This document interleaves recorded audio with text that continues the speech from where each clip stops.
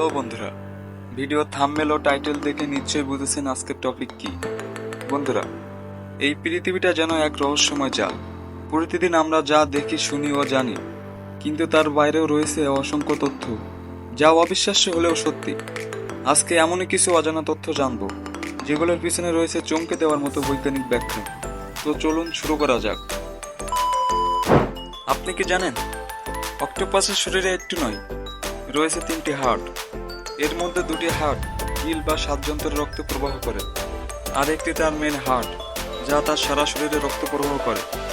মজার বিষয় হলো, অক্টোপাস যখন পানিতে সাঁতার কাটে তখন তার মেন হার্ট অস্থায়ীভাবে বন্ধ হয়ে যায়। বিজ্ঞানীরা বলেন এভাবে অক্টোপাস তার দেহে শক্তি সংরক্ষণ করে। বন্ধুরা, আপনি কি জানেন, যাদের মতো এক শান্ত নির্জন জায়গাতেও আজ মানুষের বর্জ্য ভরে আছে। হ্যাঁ বন্ধুরা, এখনো পর্যন্ত চাঁদের বুকে ফেলে রাখা হয়েছে প্রায় 181 টন মানুষের তৈরি বর্জ্য, যার মধ্যে ব্যর্থ মহাকাশ মিশনের যন্ত্রপাতি, পুরনো ক্যামেরা, লোনার গাড়ি, এমনকি মানুষের মল ও প্রস্রাব পর্যন্ত রেখে আসা হয়েছে। এই সব কিছুই ফেলে যাওয়া হয় ওজন ব্যালেন্স ঠিক রাখতে, কারণ পৃথিবীতে ফেরার সময় স্পেস ক্রাফটের ওজন কমানোর দরকার হয়। তবে বিজ্ঞানীরা বলেন এই প্রবণতা ভবিষ্যতের মহাকাশ পরিবেশের জন্য এক ভয়ঙ্কর সতর্ক সংকেত। ভবিষ্যতে মানুষ যদি চাঁদে বসতি করতে চায়, তবে এই বর্জ্য হতে পারে বড় এক চ্যালেঞ্জ। চাঁদেও যদি আমরা দাগ রেখে আসি, তাহলে কি সত্যি আমরা ভবিষ্যতের জন্য প্রস্তুত? ভাবুন একবার। আমরা জানি গাছেরও জীবন আছে, কিন্তু আপনি জানেন কি, গাছ যখন কষ্টে থাকে তখন তারা চিৎকার করে। গাছের এই চিৎকার আমরা শুনতে পাই না, কারণ এই শব্দ আল্ট্রাসনিক, মানে এত উচ্চ ফ্রিকোয়েন্সি যে আমাদের কানে আসে না। তবে চিন্তার কারণ নেই, আমি আপনাদেরকে শোনাবো। তো চলুন শব্দটি শুনি। গবেষকরা বলেছেন গাছ যখন পানি না পায় বা কাটা হয়, তখন তারা এই শব্দ তৈরি করে। এমনকি কিছু গাছ আশেপাশের গাছকে সতর্ক করতে পারে, আমি বিপদে আছি। এই সংকেত গন্ধ বা রাসায়নিকের মাধ্যমে পাঠায়।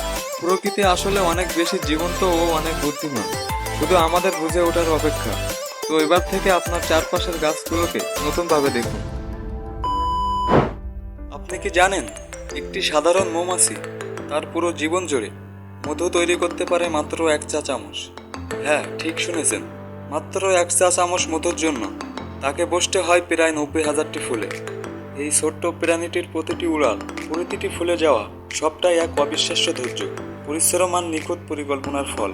বিজ্ঞানীরা বলেন মৌমাছির মধু সংগ্রহ প্রক্রিয়া পৃথিবীর সবচেয়ে পরিশ্রমী এবং সুসংগতির কাজগুলোর একটি। গরুরা কি শুধুই মাঠে ঘাস খায়? না, বিষয়টা তার থেকেও অনেক বেশি আশ্চর্যজনক। তারা একটি নির্দিষ্ট গরুর সঙ্গে বন্ধুত্ব করে, একজন সঙ্গী যার সঙ্গে কাটে দিনের পর দিন। গবেষণায় দেখা গেছে, যদি সেই প্রিয় সঙ্গীকে তাদের থেকে আলাদা করে দেওয়া হয়, তাহলে গরুর হৃদয় স্পন্দন বেড়ে যায়। তাদের মধ্যে জন্ম নেয় এক ধরনের মানসিক চাপ। ভাবতে পারেন, এই সাধারণ প্রাণীগুলো বন্ধুত্বের মানে বুঝে। গরুর এমন আচরণকে বিজ্ঞানীরা বলেন সোশ্যাল বন্ডিং ইন অ্যানিমেলস। ভালোবাসা, বন্ধুত্ব আর মায়া এই পৃথিবীতে কেবল মানুষই নয়, প্রাণীরাও ঠিক তেমনই অনুভব করে। তাদের চোখের দিকে দেখেন, আপনিও হয়তো একদিন একটা নিঃস্বার্থ ভালোবাসা খুঁজে পাবেন।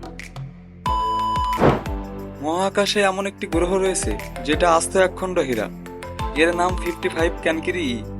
বিজ্ঞানীরা একে ভালোবেসে ডাকেন ডায়মন্ড প্ল্যানেট। এই গ্রহে এমন অদ্ভুত এক রকমের তাপমাত্রা ও চাপ আছে যা কার্বনকে রূপান্তর করে হীরাতে, ঠিক যেমনটা হয় আমাদের পৃথিবীর গভীরে। ভাবুন তো, একটি সম্পূর্ণ গ্রহ যার বিশাল অংশ তৈরি হীরায়।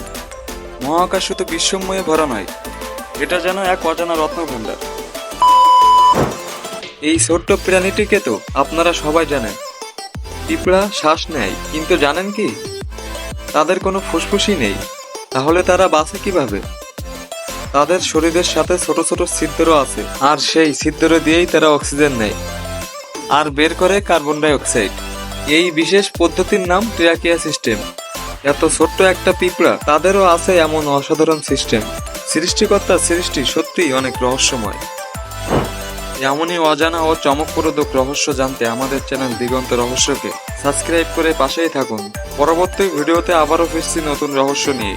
ততদিন ভালো থাকবেন। আল্লাহ হাফেজ।